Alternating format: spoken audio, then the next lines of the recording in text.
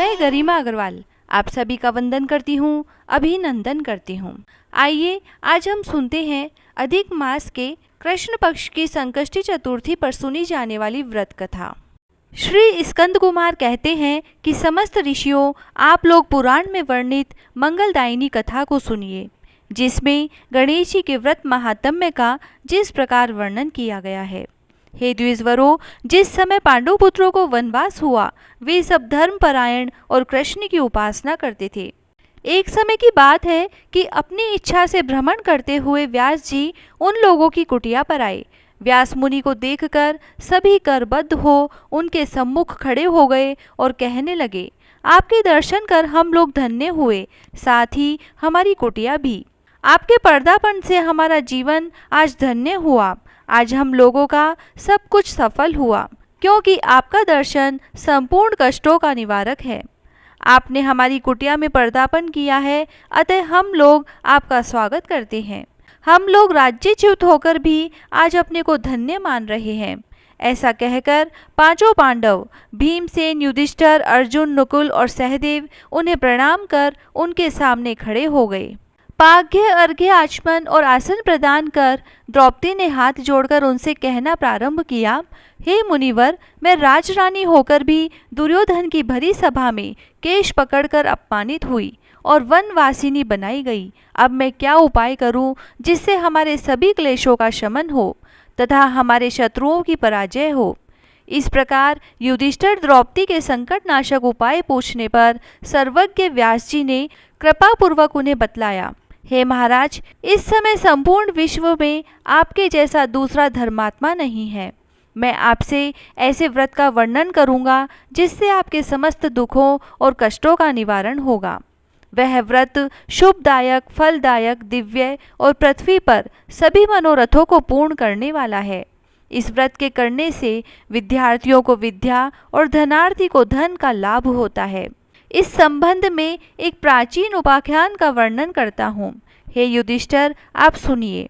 प्राचीन काल में सतयुग में चंद्रसेन नामक एक राजा हुए। वे अपनी रानी के साथ दीक्षा लेकर परिवार के सहित रहते थे। वे अपने स्वजनों, उनके पुत्रों एवं कुटुंबियों के साथ आनंदपूर्वक निवास करते थे। सौभाग्य से उनकी रानी बहुत ही गुणवती तथा पतिव्रता थी। हे राजन युधिष्ठिर, उनका नाम रत्नावली था। वह पतिव्रत का पालन करने वाली थी। स्कंद कुमार जी कहते हैं कि हे मुनिवरों, राजा और रानी में परस्पर प्रगाढ़ प्रेम था। एक समय देवयोग से शत्रुओं ने उनके राज्य को हस्तगत कर लिया। शत्रुओं ने राजा के कोष पर अधिकार करने के साथ ही सेना पर भी आधिपत्य जमा लिया। राजा का साथ अपने भाई बंधुओं से छूट गया। राज्य भ्रष्ट होकर राजा अपनी रानी रत्नावली के साथ वन में चले गए। एक ही वस्त्र में लिपटे हुए दंपति भूख प्यास से विकल हो गए। हे युधिष्ठिर, रानी रत्नावली के साथ राजा अकेले वन में भटकने लगे। शुद्धा पिपासा से पीड़ित होकर वन में चलते चलते सूर्यास्त हो गया। उस भयंकर वन में शेर, बाघ, चकवा, बगुला, कोयल और सारस रहते थे। रानी के पैर में कांटा चुभ जाने से राजा को महान कष्ट का अनुभव हुआ। उस वन में घूमते हुए राजा ने प्रातःकाल महर्षि मार्कंडेय को दूर से ही देखा। धीरे धीरे चलकर वे दोनों वहां तक पहुँचे और दंडवत किया।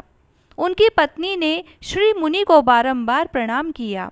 वन में विराजमान तपस्वी एवं जितेंद्रिय मुनि मार्कंडेय जी से हाथ जोड़कर राजा ने कहा, हे पूज्यवर, मैंने पूर्व जन्म में ऐसा कौन सा पाप किया था जिससे मेरी राज्य लक्ष्मी शत्रुओं द्वारा छीन ली गई। मार्कंडेय मुनि ने उत्तर दिया कि हे राजन, आप अपने पूर्व जन्म के वृत्तांत को सुनिए, मैं बतला रहा हूँ। एक बार आखेट के लिए आप गहन वन में चले गए। हरिण, चीते और खरगोश का शिकार करते करते उस वन में रात हो गई और अधिक मास की चतुर्थी आ गई। उस वन में आपने एक सुंदर सरोवर देखा और उसके किनारे लाल रंग की साड़ी पहने हुए नाग कन्याओं को देखा। वे सब गणेश जी की पूजा कर रही थी। यह देखकर आपको बड़ा आश्चर्य हुआ। आपने वहां पहुंचकर बड़ी नम्रतापूर्वक पूछा कि हे स्वर्गगामिनी देवियों, गणेश जी की पूजा कैसे करनी चाहिए, मुझे बतलाइए। हे ललनाओं, इसका प्रभाव बतलाइए, क्योंकि मैं भी पूजन करना चाहता हूँ। नाग कन्याओं ने उत्तर दिया कि आप गणेश जी की पूजा कीजिए, इससे समस्त सिद्धियां प्राप्त होती है और नित्य ही शांति, पुष्टि, सुख, संतान एवं धन की वृद्धि होती है। राजा ने पूछा कि हे महिलाओं, गणेश जी की पूजा किस महीने में और किस तिथि को करनी चाहिए? इसमें किस वस्तु का दान देना चाहिए? इस पूजन की क्या विधि है, आप मुझसे कहिए। तब नाग कन्याओं ने उत्तर दिया कि हे राजधिराज, अधिक मास के कृष्ण पक्ष की चतुर्थी को चंद्रोदय होने पर विधि सहित विघ्न विनाशक गणेश जी की पूजा करनी चाहिए। अपने सामर्थ्य के अनुसार भक्ति भाव से पूजन करें। गणेश जी को पंचामृत से नहलाकर लाल पुष्प चढ़ावें। गंध, पुष्प, धूप, दीप, नैवेद्य, दूब, 2 वस्त्र, सुगंधित द्रव्य चढ़ाएं। घी चीनी से बने हुए 15 लड्डू भोग के लिए बनाएं। उसमें से 5 लड्डू गणेश जी को अर्पण करें और 5 ब्राह्मणों को दान में दें। कुमारी कन्याओं को पहले देकर बाद में स्वयं भोजन करें। गणेश जी की प्रसन्नता के निमित्त समस्त सामग्री गणेश जी को अर्पित करें। तत्पश्चात पुराणोक्त कथा को सुने। ऐसा करने से मनुष्य की सभी मनोकामनाएं पूर्ण होती है एवं समस्त सिद्धियां प्राप्त होती है। गणेश जी के पूजन की यही विधि है। नाग कन्याओं की बातें सुनकर राजा ने उन्हें बारंबार नमस्कार किया। इस प्रकार राजा ने वहां गणेश जी के व्रत का मन में संकल्प करके सरोवर के तट पर जाकर गणेश जी का ध्यान किया और वहां से चले गए।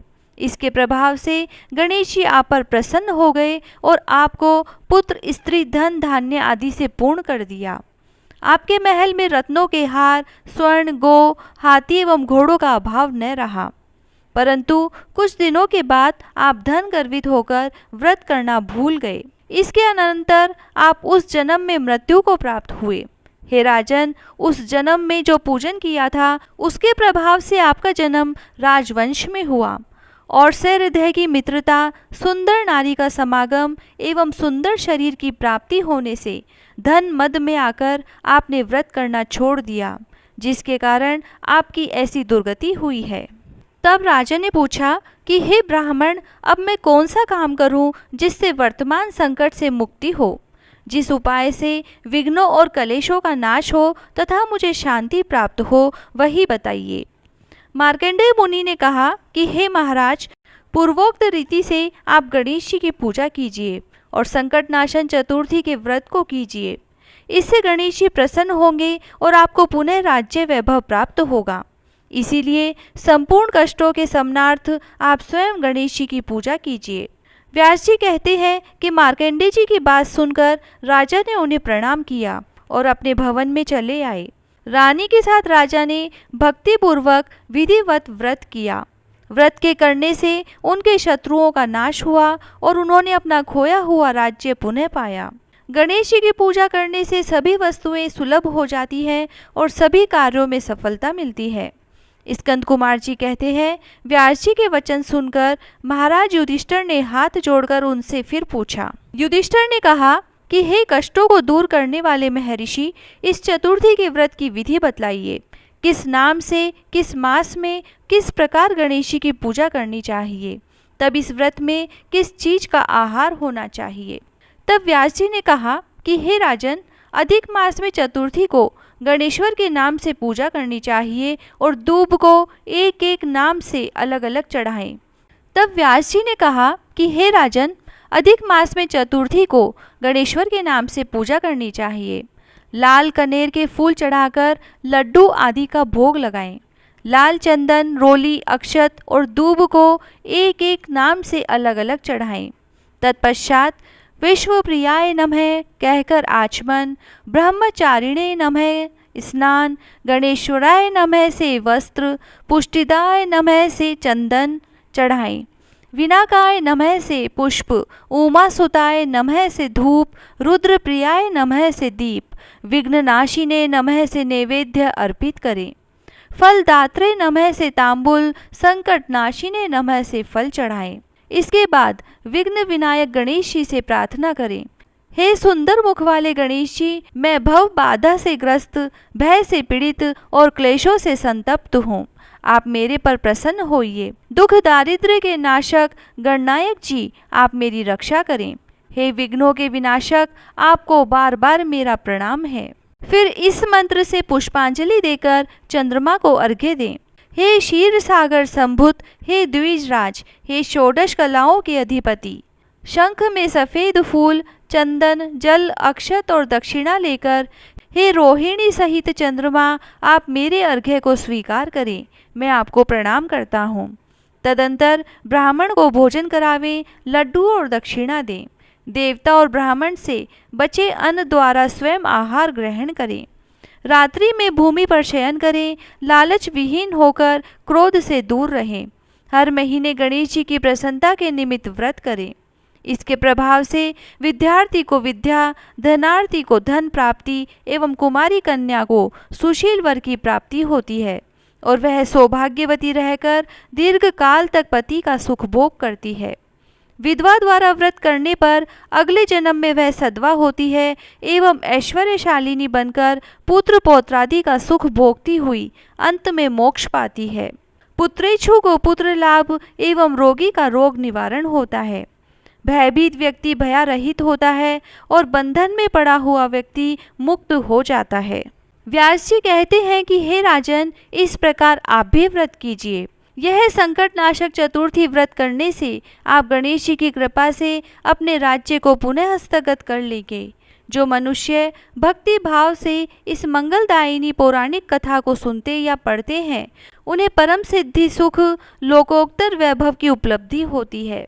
हे महाराज धीराज, आपके प्रश्न के अनुसार मैंने संपूर्ण मनोरथों को पूर्ण करने वाले इस संकटनाशक गणेश चतुर्थी का विवरण सुनाया। संपूर्ण मनोरथों को पूर्ण करने वाले इस संकटनाशक गणेश चतुर्थी का विवरण सुनकर राजा युधिष्ठिर ने इस व्रत को किया। इसके प्रभाव से उन्होंने संपूर्ण शत्रुओं को रणभूमि में परास्त करके भारतवर्ष का राज्य अपने अधीन कर लिया। अधिक मास की संकष्टी चतुर्थी की कथा समाप्त। जय श्री राधे।